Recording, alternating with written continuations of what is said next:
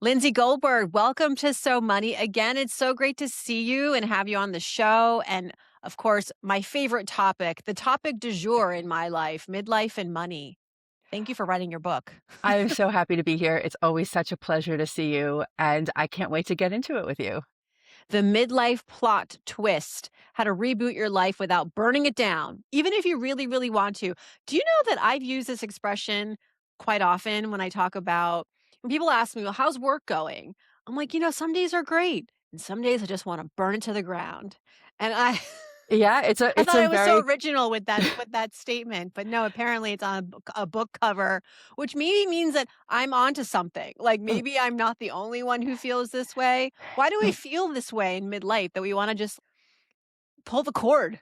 Like retire early, please. Someone help us. we did this big survey of over 150 women from all over America, and in some parts of I think Canada and all over the world. And I think some shocking amount of women, I think like 80% have thought about burning it down. Um, and I think they all had different ideas of what that meant. Some people commented, leave my family and start Yeah. anew. Yep. Some people said, quit my job and open a bakery. Some people said, yeah, just redo all my decisions. But it was a fantasy that everyone imagined, just getting away from their responsibilities, and also being free to fantasize about that without feeling guilty, because we're all like, oh, I should be grateful. Some people have it worse. And our philosophy is your fantasies are your own. Fantasize away, and maybe your fantasies will inform some decisions about what you actually want. Hmm. So is it more about burnout and arriving at a place in your life where you feel like you're just tired? Or is it deeper than that? Like, is it about how maybe we have followed a script in life, especially as women? We play by the rules, we play by a certain set of rules, many of us. There are expectations of us.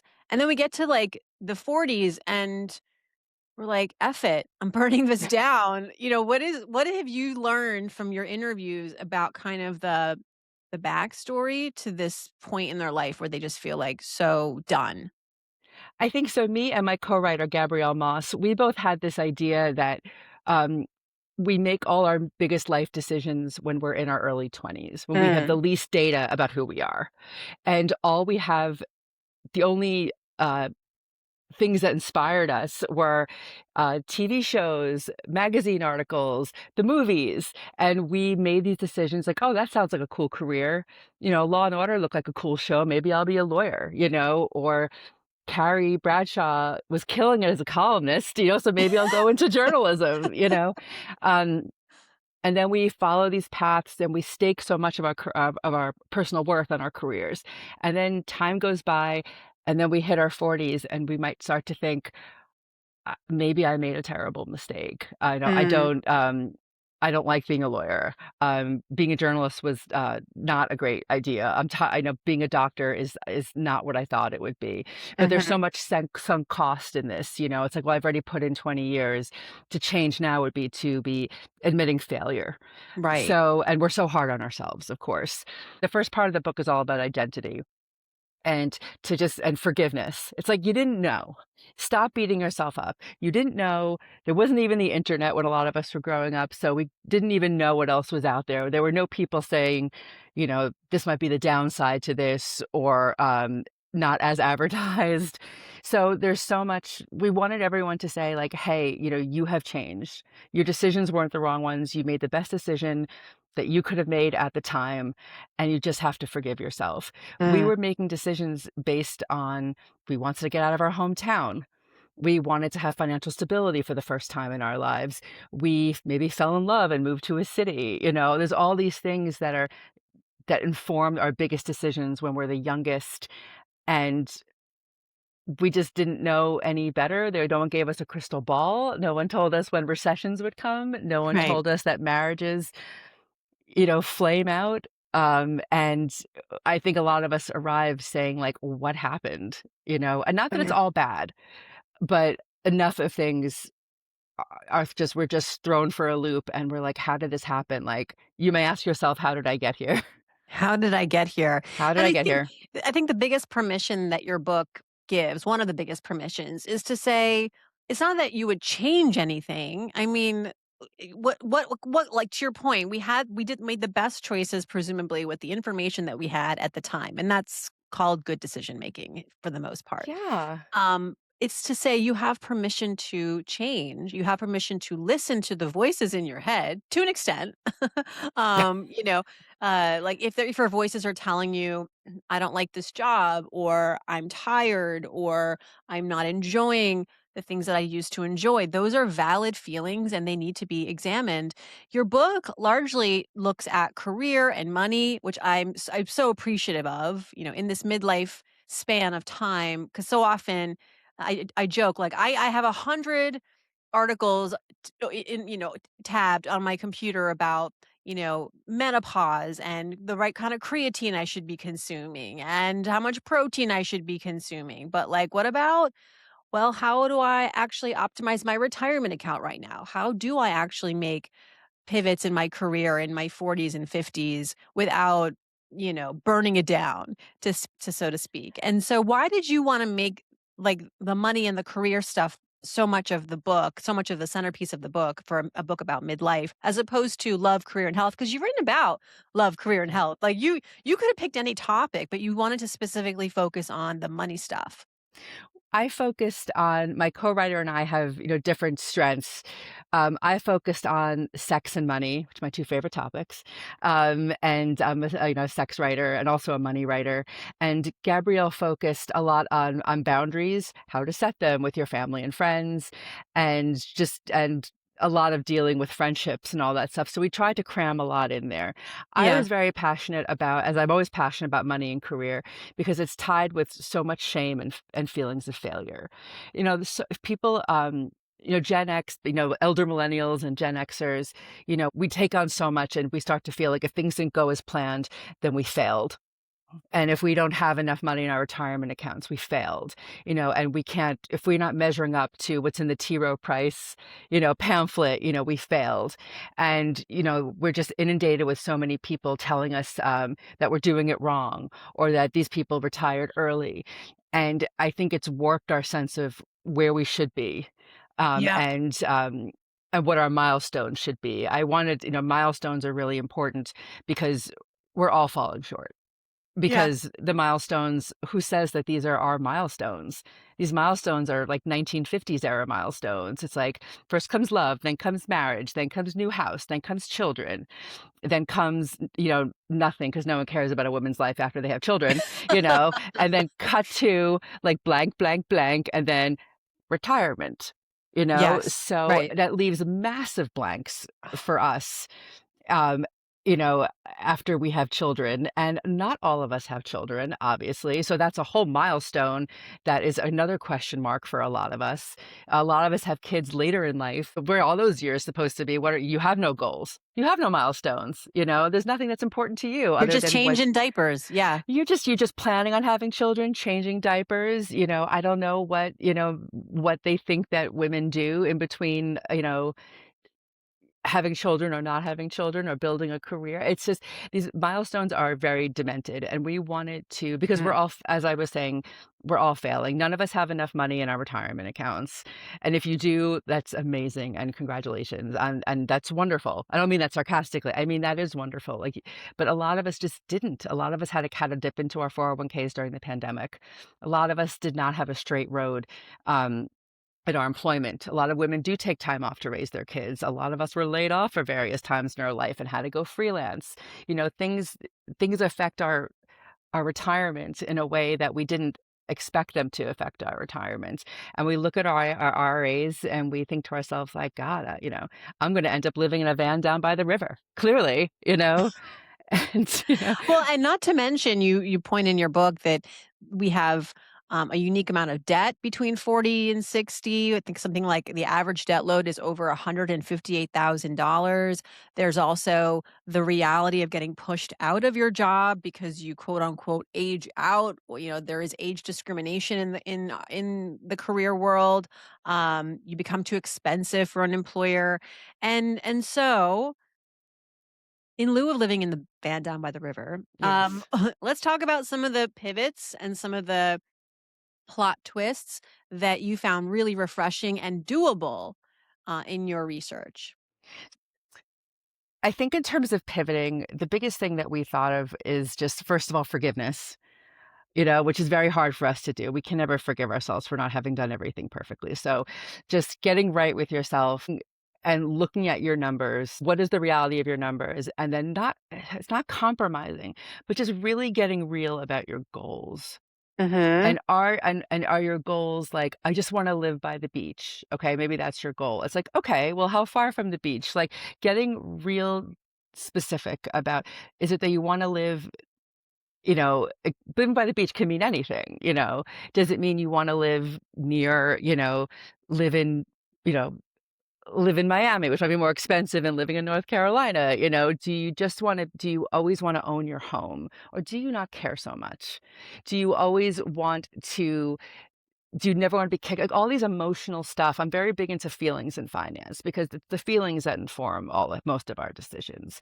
So it's, what do you need to have versus what would be cool to have? And I think once you start to really look back at that stuff, and suddenly your life a lot of people say, I don't have any friends that say, "I just wanna, like, have a yacht. I just wanna retire, to the Maldives." People are just like, "I just want." We all start with, "I just want." Like, "I Mhm. just want a little cottage by the sea. I just want, like, a little space to call my own. I just wanna, like, live." And it's like, when we say we just want, like, we are talking about the things that our heart wants. Like, we Mhm. just want privacy. We wanna not be so far from our friends. We want to not be alone in our later years. We want to have peers around us. We always want someone to go to the movies with. These all sound silly, but they're not. And these are things that you can start to help you form your financial decisions. Like, I Mhm. know that I need to retire around friends. I don't have children. I need to be around people.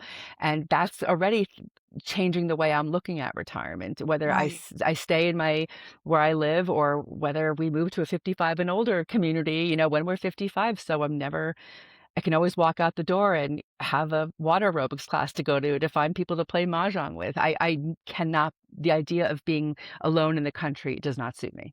I'm sorry. I will go full The Shining in 48 hours. But I'm really starting, and knowing that life will throw you a million loops, like, let's, like, make God laugh, make a plan. But I think staying on this course of, like, who am I? Am I the kind of person that would love being in the country? Like, no, I'm Yeah. not. So it sounds like get to know yourself because I Ask think you're yourself, right. yeah. We kind of jump if we did go to college or whatever we did after high school, we sort of are sprung into the real world. We start working, we start doing our ambition map looks similar to like a TV show or a reality show that doesn't really exist in real life. And maybe what our parents told us to do, which is generationally antiquated. And now we're in our 40s and you're telling us get to actually know yourself.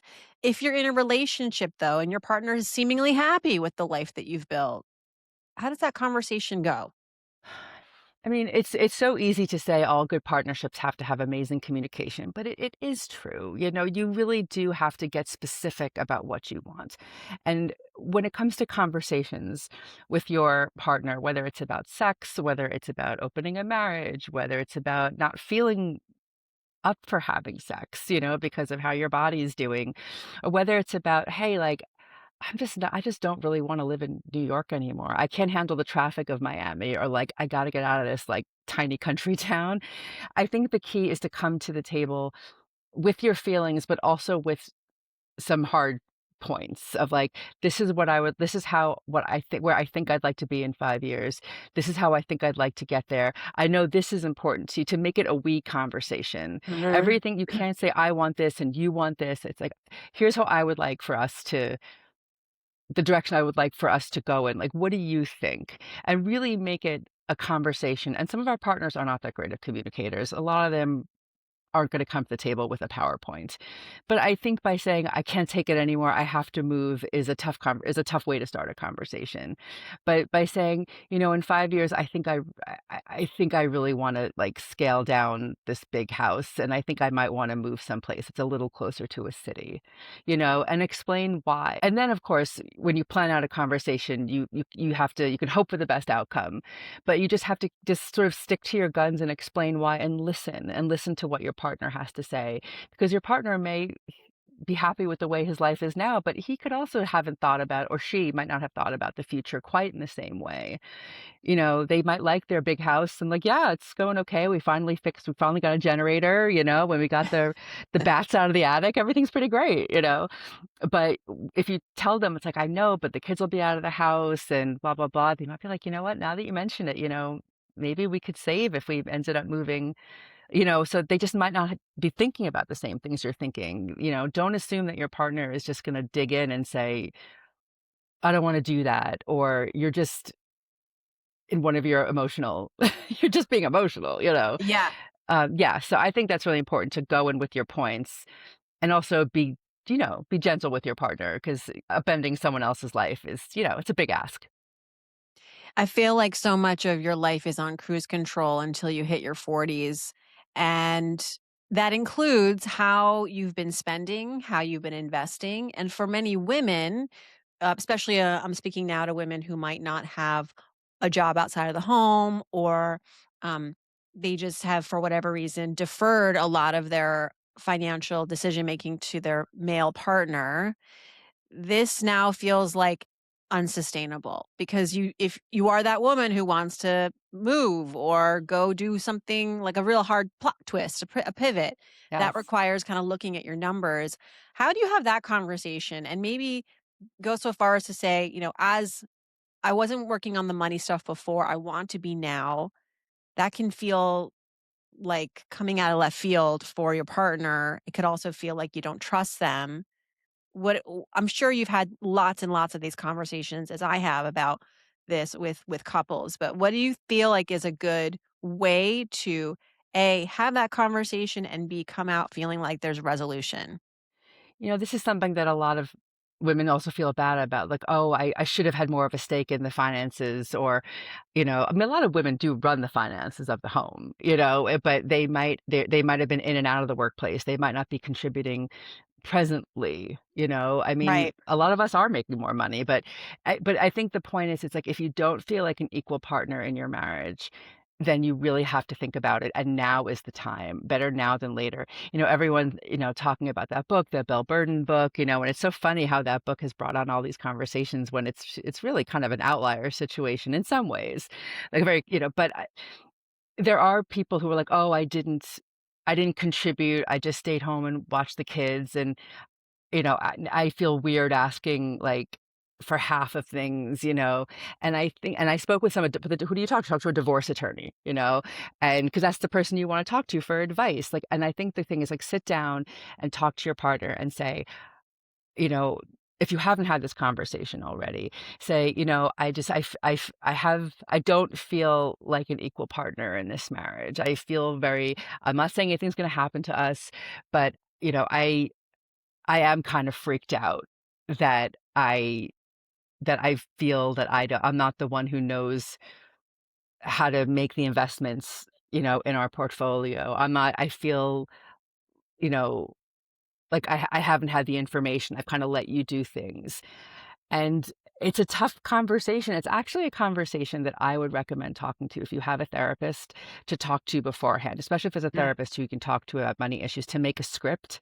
These are mhm. very hard conversations, because you're coming at it, if this is something that's on your mind, you're coming at it from a place of defensiveness. You're coming at a place of sadness. You're coming at it from a place of I should have. So I do think this is a conversation that you need to take very seriously, and that you might want some help preparing for. Because how do you come at it from a place of power? Like, I want to have this conversation. I want to take control. This is what control means to me, Mhm. you know? For some people, it might like everyone's this. There's all this general advice, and it makes me crazy. What would it mean for me to feel more in control? And it's like I need to know where all the financial documents are. I need to really see what our investments are. Sometimes our investments aren't where they think they are. Bobby Rebel, she said that some guys make decisions for the family, and things go wrong, and they don't tell you.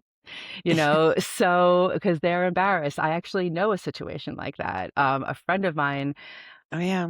had a invested in some real estate. It didn't go well, and I don't think he ever told the wife about it because he just Well, didn't. Yeah, because he was embarrassed and he didn't want to threaten her feelings of security, and he was taking risks without her. No, like things can be very off the yeah. wall.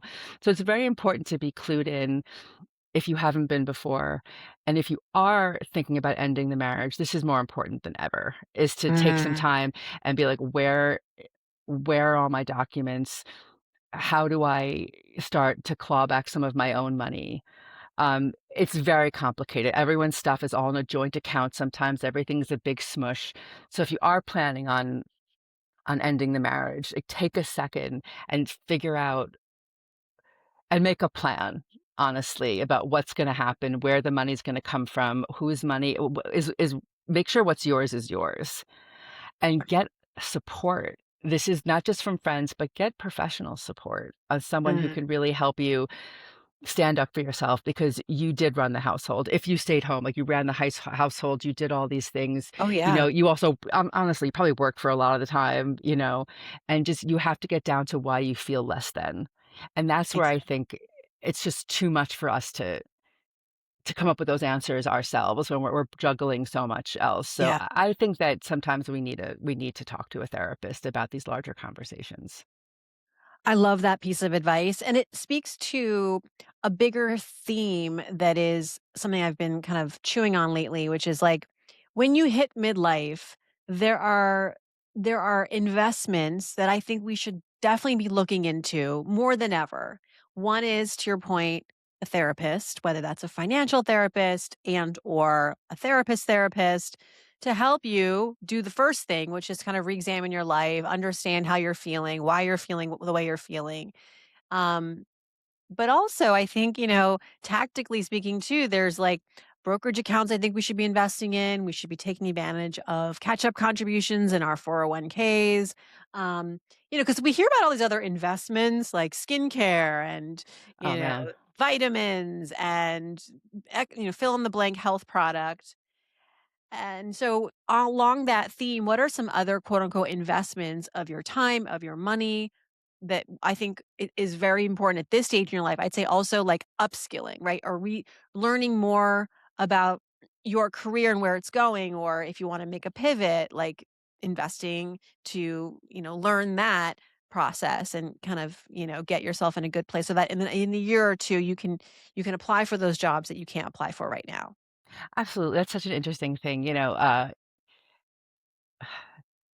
It's very hard to cut through the noise. Like skincare and your appearance, like, investing in your health. To me, investing in my health is I would really like to not have a heart attack, like when I'm 55. I would like to not have I would like to not have my bones drop off my body Yeah. when As that's opposed important. to, I wanna look 20 when I'm 55, right? I mean, I understand that I'm from a planet where I think a lot of this stuff is I'm very anti-wellness. I know that that's not very popular. I think a lot of this is telling us things that we should. It's more shoulding. It's like you Right. should look this. Is everyone else is doing this? I think your appearance is very important. You have to look in the mirror and wink at yourself every day and be like, you are fabulous. And I do. I'm delusional. I look at myself in the mirror. I'm like, you're amazing, because you have to. Someone's got to do it. But when it comes to stuff that's really going to pay off in your soul, I absolutely think that investing in your career, and I think that investing is also thought and time. It's like, where do I want to be in 10 years? Which is very hard to think in the future. But I knew for myself that I needed to slowly move away from writing for a living. Mm. And it's not, and I had to forgive myself. All the advice I give others is advice I've given myself.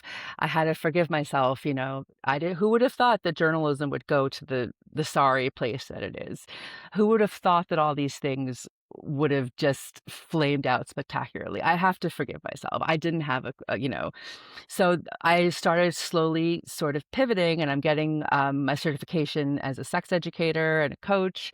And I'm starting to think about how I want to move more into still writing. I'm always going to be a writer, but more about sexual health and financial health and more into the world of the heart and the spirit.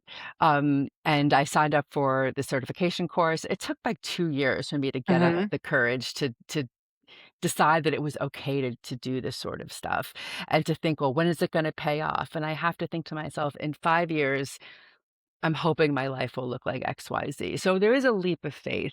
And in Yep. the middle of that, you do have to kind of eat it a little bit and do work you might not be crazy about, but you have to have your eye on a certain goal. And then what are my goals? Okay. Is my goal to have, a Prada bag? Is my goal to have fabulous trips to to Turks and Caicos? And no, my goal is to just make a living. Yeah. My goal is to make a living doing something that doesn't make me want to throw up. Honestly, I love I, the honesty, and oh my God, I'd it's like to so have a new couch. true. It's so refreshing I want to because have a new couch. I want yeah. to not stress about my bills. I want to just, I want to take the times to do nothing. I want the freedom to just lie on the couch some days and dude, I don't want to have to check Slack on the toilet. Like these like basic things, like these are I've really gotten into my deep, and you have to Yeah. get really dark and honest and funny with yourself about all the things during the day Yeah. that you have had it. And I really just want, if I can make a living being, a sex educator and a coach and write about it and maybe start building out a little business of these things that I am really passionate about. But it's not following my passion. That's like a little different because I thought if I look at my career as a journalist, it's kind of a bust in a lot of ways, in my opinion. And I'm not putting myself down. I'm just saying financially, it wasn't, it wasn't what I thought it could be. For a lot of us feel that way.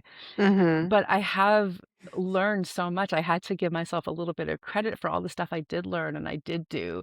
And it wasn't financially great, but a lot of it was so cool. Like I wrote a crazy sex book. I did stand-up comedy for a while. That was really Yeah. a wild thing. That changed my life more than any job. It changed the way I thought. It changed the way it changed my idea of risk. It changed my idea of mortification and will you survive humiliation? And the answer is yes. Well, that raises the other point, which is that when you hit this stage in your life, in your midlife, I'm gonna bet, especially if you are like an ambitious, high achieving woman, that you didn't really leave a lot of room in your life for just exploratory fun. You know, like No. the chance to just fall on your face and that's fine. I remember this great book I read. It was called like Suck at Something. Like the point being that Yes. like I did stand up comedy and the first like 7 out of the 8 weeks of the boot camp, I did not know what I was doing. And somehow it all just like the stars aligned and I managed to get myself on a stage and do like a set. Um, Yes. but I sucked at it, and you know what? The humility, but the fun also, and the just using a part of my brain that I don't have never really used consistently, that was the point of that. And that's okay, right? Like Oh my not everything God. has to lead to a paycheck or an award or something you put in your bio or something you even like, Yes. it's not a bragging right. It's just it is what it is. There's a pull that you have, a tug that you have to it, follow it. And so, yes, invest in your retirement. Yes, invest in upskilling. Yes, invest in therapy. Also invest, carve out a little bit of time to just have fun. Oh my God, absolutely just have fun. And also, it's like there's not just financial rewards. Like I lost money doing comedy for 2 years. It was a negative. It was a It was net a negative. negative. Yeah. But it was the most important thing I ever did. It changed my entire, I called it a creative colonic, which is kind of gross, but it really was. I was very bound up, Farnoosh. I was very bound up and I just was very lost in my career. I felt like this was when I was 36. I felt like everything had just which had just gone wrong, and I'd always had this dream of doing stand-up comedy, and I, wasn't sure if I wanted to have kids. I just felt very lost. All my friends were having kids, what was wrong with me? All my friends' careers were going pretty well, mine was in my mind was not like, what was wrong with me? Everything had gone wrong. 17-year-old Lindsay would be disgusted with 36-year-old Lindsay, and I was just such felt Uh-huh. so stuck and so unhappy. And one day I just like walked out the door and I started, I'm like, things, how can things get any worse, And I walked out the door and I started doing stand up, and it was the most no stakes thing I ever did. Stand-up comedy is very no stakes for the most part. Everyone is mostly terrible. So you can only which is also inspiring because everyone is just as bad as you Yeah. and trying to do better. Comedy is very hard, and you watch your people that you come up with, you watch them fine tune their set and you watch them working. It's like you watch the sculpture being, being refined, and you start to work towards something. And the rewards weren't financial. It was confidence for me to get up and just bomb like that. It was Mhm. confidence in my ideas. This one comic who was total asshole, but he gave me some really interesting insight. So he's kind of a famous comic, and he did a set. I ran a really good comedy show in my neighborhood in Queens, and he did a set and it bombed. And it was funny because it usually did really well. And I after he was done, I went over to him and I'm like, "Oh, like that was rough. I'm really sorry," because of course I was apologizing for the audience. And he said, "It doesn't matter. This it all works 80% of the time, and I can't think about that 20% the times it fails. I it goes the set is proven to do well most of the time." And I think about that every day when it comes to my own ideas. Not everyone's gonna like my ideas, but 80% of people seem to think my ideas are pretty cool. I can't listen to that 20%. I can't just, be like a reed in the wind. You have to have faith in your ideas. And that's advice you really can't get sort of elsewhere. And I applied a lot of the lessons in comedy to the rest of my life. And I've taken so many insane risks since then. I wrote a kink and sex book, which could have been very mortifying for most people, but I'd already done mortifying things, so nothing can be as bad as bombing for 8 minutes in front of an audience of drunks, like, and having it's like I've been embarrassed already. So I think that so how could it was not financially rewarding. I didn't become a famous stand-up comic. I had to go back to work, but it made me more interesting to employers because people are like, "That's interesting. You did that." That's how I got my Yes. a very big job was because they said, "Comedy, what's that about?" And that's how I got in the door. So Yep. it did have financial rewards, but even if you're doing, like, crafting or art class, you're learning while you're doing, Yep. like, there's investing in yourself, but it's not just financially, and you don't know where these rewards are gonna come in. You Right. don't you it's everything is so scripted and programmed, but you don't know the thing that you're gonna do that's gonna just suddenly rock a new idea into your brain. I could talk to you for hours, Lindsay, but as we sadly have to wrap here, I would love for you to share, like, what are the biggest myths or even just one midlife myth pertaining to money and work that you want to bust for good, that you want to retire for good?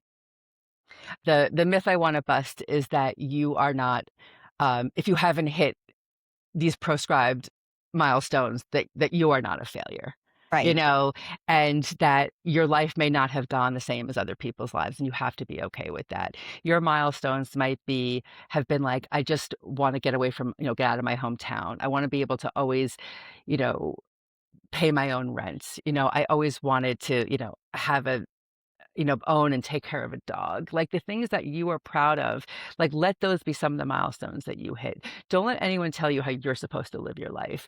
You have created a beautiful and unique and weird life. You did it a lot of it on your own with no script, no help, no real guidance counselor. My guidance counselor was completely out to lunch, and you just have faith in the fact that you didn't make every wrong decision with your finances. Everyone has debt. Everyone spent money on the wrong things. Everyone has too much student loan debt. You have to just forgive yourself. You have to say, Hmm. I'm not alone and I'm going to survive it somehow. And everyone is a mess, and I'm going to be okay because I have peers that can help me through this. There are professionals that can help me through this. I don't have to do this alone. And it's not all, you don't have to burn it all down, you really No. don't. But you can kind of toss away the things that aren't working. It's not the same as burning it all down. And your midlife plot twist could be anything you want it to be. It can be, suddenly I'm taking on a part-time job. It could be suddenly, you know, I I wanna go back to school. It could be a twist is like, I don't wanna be in this marriage anymore. Just your twist can be anything you want it to be, but you are not a failure. You didn't do everything wrong. You did the best you could, and just I'm very proud of you. I'm proud of you. Lindsay's proud of Oh, you. I said that the other day in a meeting. I'm really proud of us, you know? I'm not a mom, but I'm such an aunt, you know? I love telling people how proud I am of them because people do not see how amazing they're doing. They have no clue. They do Yeah. not see how heroic their lives are, Well, you and you're know? looking for that external validation, and you're Yeah. not gonna get it half the time. No. It's not because people You don't think you're great, it's just because 'cause they're busy with their own lives and they're not noticing. and So people you can need to be your biggest advocate and recognizer of talents and growth and all of the things.